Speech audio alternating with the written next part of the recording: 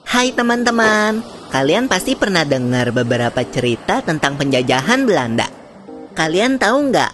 Awalnya, bangsa Eropa itu datang ke Indonesia untuk berdagang. Mereka datang untuk mencari rempah-rempah yang sulit didapatkan di Eropa yang beriklim dingin. Rempah-rempah berguna untuk pengobatan, penyedap makanan, dan pengawet makanan.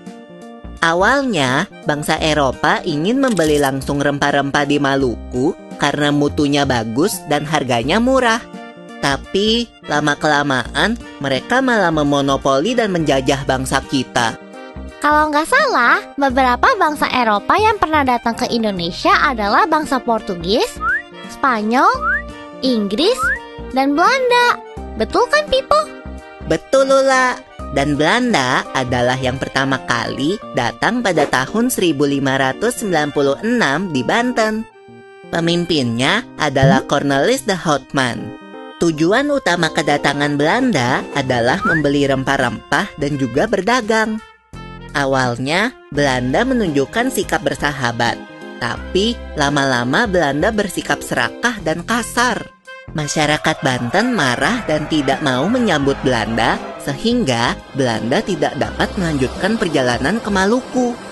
Akhirnya, bangsa Belanda pun kembali ke negerinya. Nah, setelah rombongan pertama, Belanda datang lagi untuk kedua kalinya pada tahun 1598 di Banten. Pemimpinnya adalah Jacob van Eyck, disusul oleh armada pimpinannya yaitu Warwick. Sejak saat itu, bangsa Belanda berlomba-lomba datang ke Indonesia. Antara tahun 1596 sampai 1601, ada sekitar 65 kapal dagang Belanda dari berbagai perusahaan perdagangan memasuki perairan Indonesia.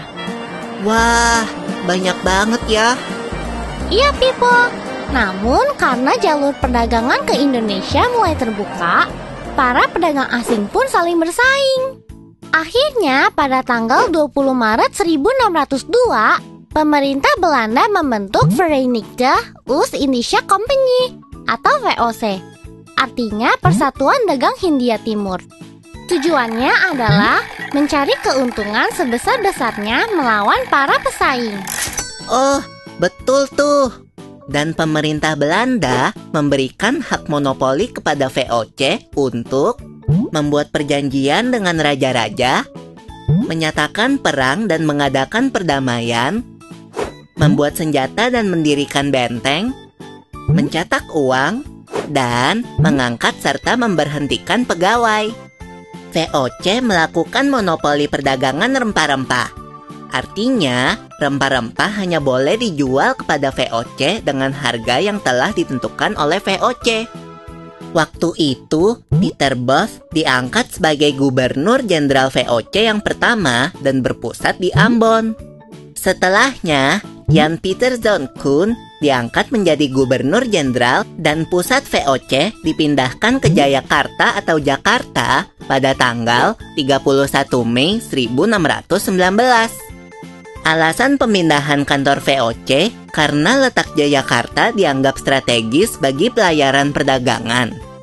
Selain itu, lokasi Jayakarta lebih dekat dengan Tanjung Harapan.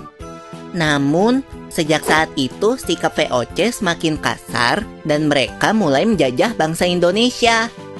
Akibatnya, timbul perlawanan di mana-mana. Meskipun begitu, mereka nggak kehabisan akal loh, Pipo. Tahu nggak, VOC melakukan politik adu domba terhadap berbagai kerajaan Indonesia agar saling bermusuhan. Nah, kalau sudah begitu, Belanda akan berpura-pura membela salah satu dari kerajaan yang berselisih dengan syarat kerajaan tersebut harus tunduk kepada Belanda.